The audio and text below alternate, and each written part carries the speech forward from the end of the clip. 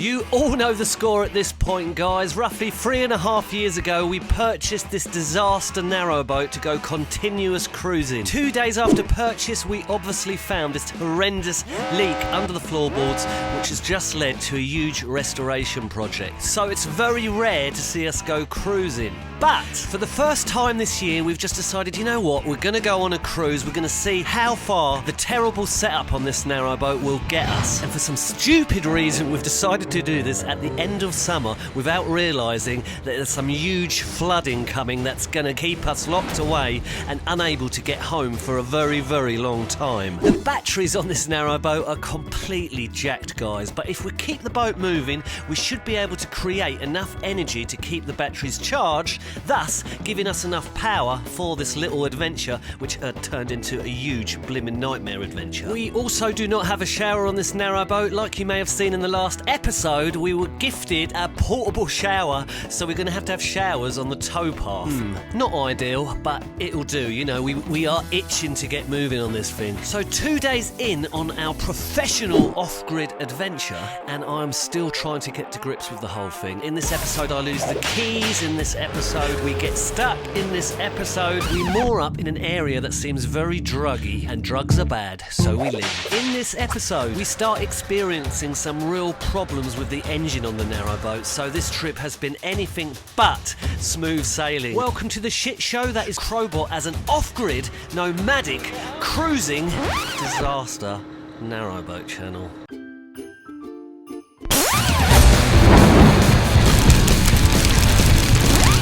So let's get cruising, guys. We have had the narrowboat for 3.5 years, but we are complete newbies to cruising. We're on the Anglian navigations, on the rivers, roughly about 6 hours away from our mooring up near St. Neots. So give her a little push, and then, let Bex do all the hard work from there on.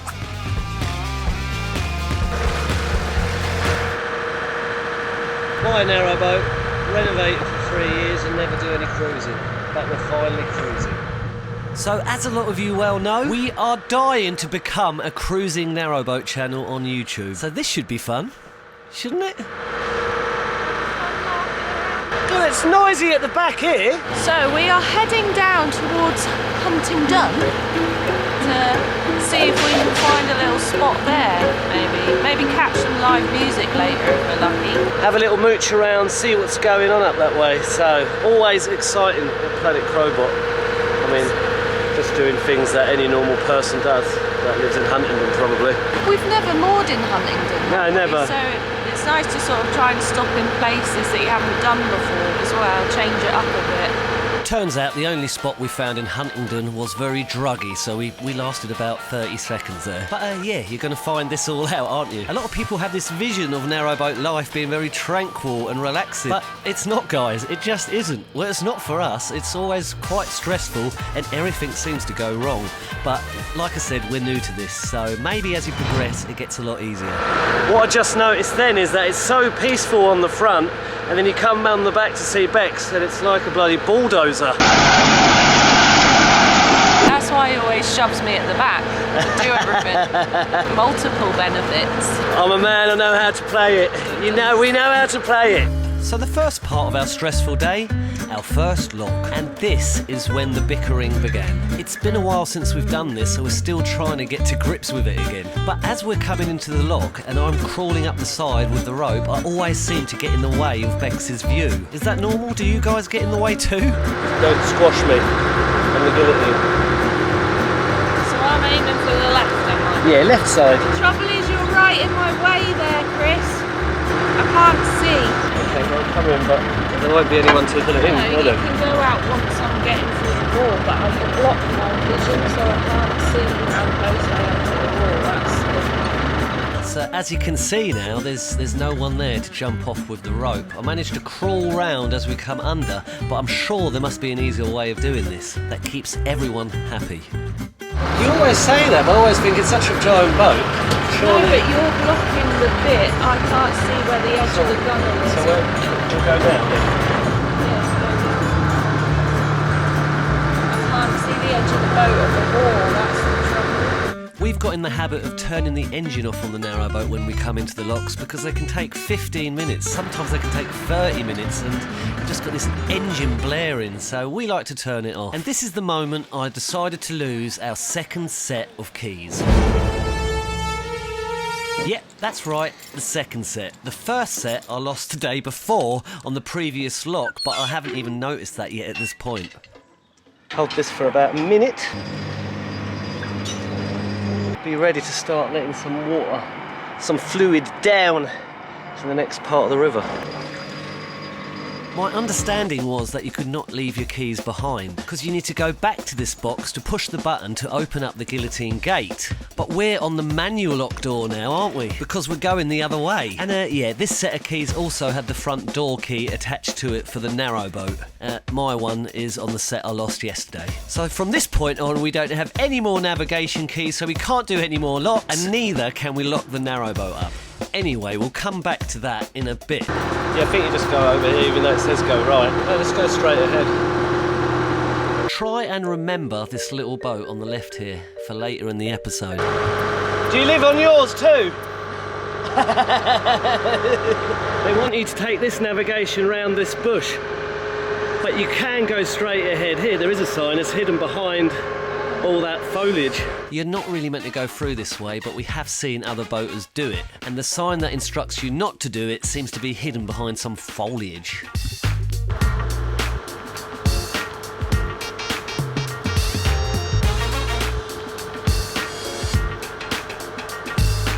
So this is the entrance it wants us to come out, really. Oh, it even says navigational channel. Bex does everything now, don't you? Now? I used to do a bit more cruising until the crash.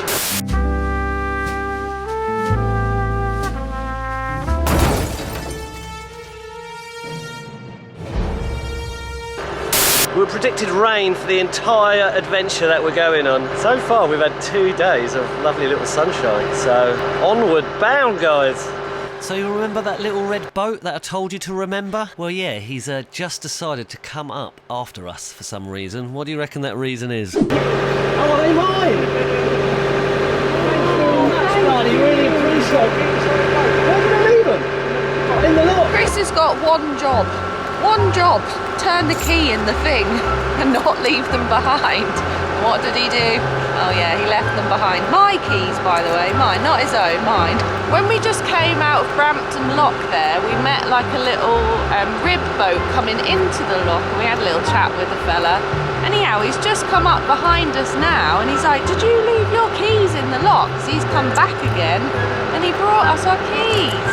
What a nice chap. I was under the impression that you couldn't leave them in those guillotine locks. You had to open it, but that's the other side. The other side's manual, isn't it? So you've got to be careful, actually. Yeah. I am doing this now, aren't I? For a little bit. On an easy stretch. So. Onward bound, guys. As our dreams pass by again, put me to sleep.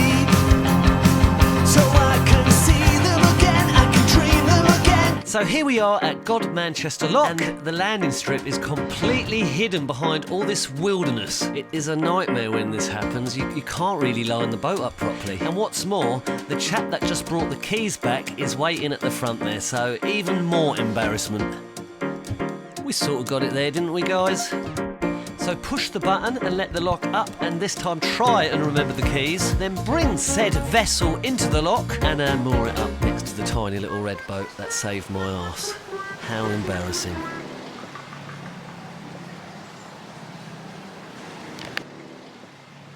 Done well there, Bex. Doing everything, isn't she? Well, it's nice to have a bit of a go at everything, isn't it?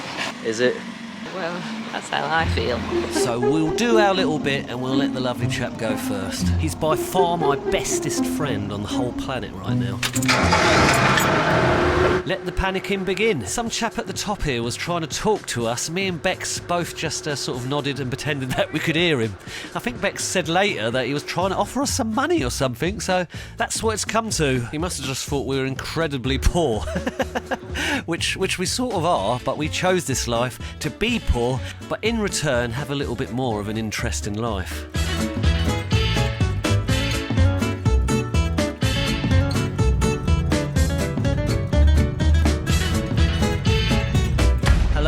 friend. Does anyone know my track record when it comes to bridges and trying not to bump them? Bridge! Yeah, sorry, we don't talk about bridges when it comes to Crowbot. Everyone take a deep breath now. Becca hasn't actually bumped one yet.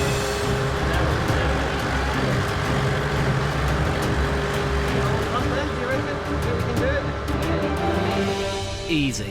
So bowling into Huntingdon now. I always thought Huntingdon was meant to be a bit posh, but I got this wrong and we're about to realise why I was so wrong. So looking over here, there looked like a really nice little mooring spot where we could put the narrowboat for the night. But as we all know, things from a distance sometimes look a lot better than they actually are. There's also a couple of other boats moored up here, so I'm going to have to try and squeeze it in again. Brilliant. Last time I tried getting into a spot like this, I nearly went straight into the blimmin' thing. So I've got that to look forward to.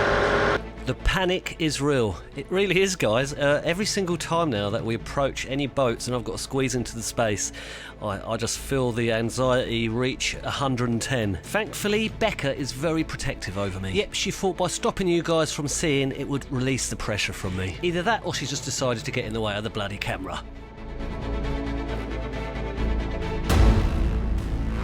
Welcome, Huntingdon's prime spot for drug taking. Not sure it is really. It's just a bit gross. We just got into Huntingdon. Problem is, lovely views that way, disgusting views this way. There's like literally like needles and things everywhere. It's a lie. I haven't seen a needle, but there's lots of litter. It seems like a needly type place. Looked quite nice from when we were coming in. Looked like a nice little cosy little boaty area, but that's grubby, guys. I don't know what the areas like this sort of attract. We've been quite lucky. We've been on quite nice sort of rivery areas, sort of even posh, some would say. But this is like the opposite of that. Anyway, let's get moving again. Yeah, shame. So just as we set off, it started raining. So what's it time for, guys? It's Titan boat canopy time. I decided to do this at the worst time just because I didn't want to get wet while Bex is trying to manoeuvre the boat, so she couldn't see half the turn she was doing. And the irony of it is that she stands outside the Titan boat canopy anyway, so she was just getting wet. Poor old Bex. Oi! Talk about blooming squeezing it in. Jeez. Oi, oi. You're getting very dodgy vibes down there. Looks from here, look guys.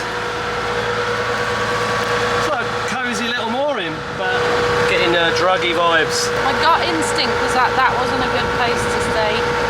Just didn't feel right. Cigarette butts on the floor, empty beer cans. Smelled really wee-y. Yeah, probably the sort of place to go to have a wee. Maybe even off the edge. And another thing is we're probably going to be stranded at one of these spots for a couple of days because they're predicting torrential rain, so we want to be in a nice spot really. I mean, there is something at the front here in Huntingdon. Huntingdon's quite a nice little area, but no. Not what my friend told me, but... Okay, Bex said it, not my words. Huntington's a crap hole. I'm sorry, what did you say? No, I didn't say it. Someone else has said it to me. That's what I'm saying. So onward bound and time to get stuck. So we're going to try and moor it up on the left here.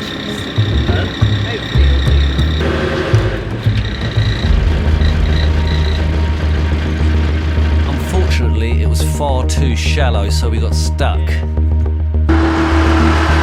seemed like a good idea to put the boat there, and then we realised the boat keeps getting stuck on things, so you can see it all, can't you?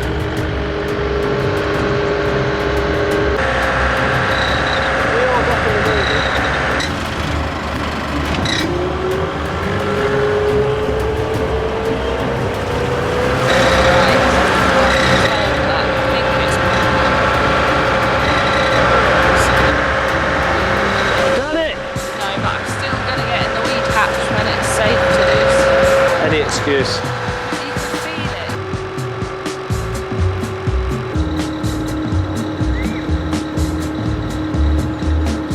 Is it stressful? Only if you let it be.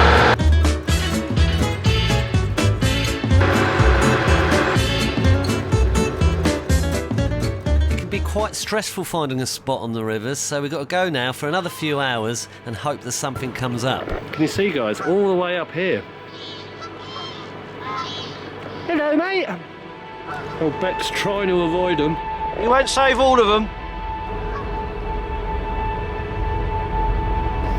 I imagine there must be a nest somewhere. What do you reckon? I feel like David Attenborough.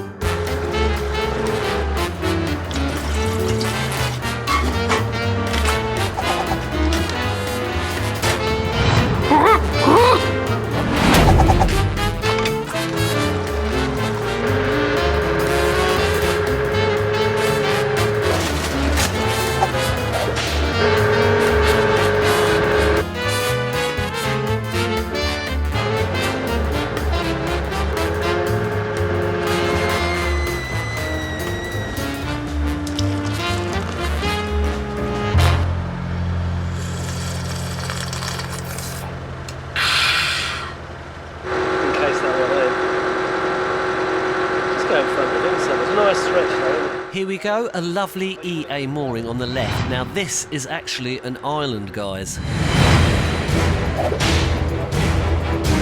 We're right next to Halton Lock here, and the only access to this island is via boat or a swimmy. You want to go right by the ale box again?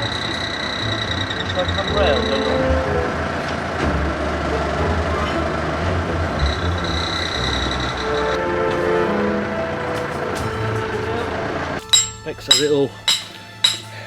The boat developed a bit of a squeak, so on the throttle, I don't know if it's some kind of bearing or something, but I'm a little bit concerned that we could have caught a load of weeds on the prop as well, which might be putting it under strain, so I'm just going to go and have a look and see what we're facing. So while Beck sorts that tiny little job out, I'm going to do something far more important. So we've been told you're not allowed to feed any of the ducks or swans bread, so I'm feeding them my famous tortilla wraps.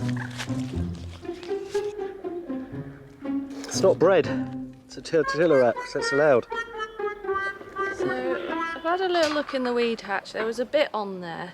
The prop's really encrusted with crap, like some calcified, don't know what it is. Yeah, like this stuff.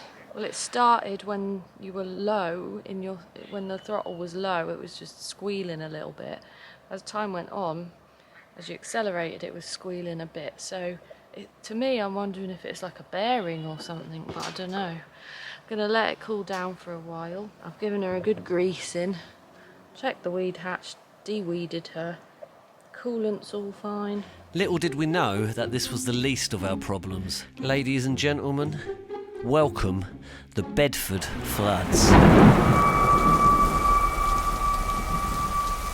This was the moment that everything changed, guys.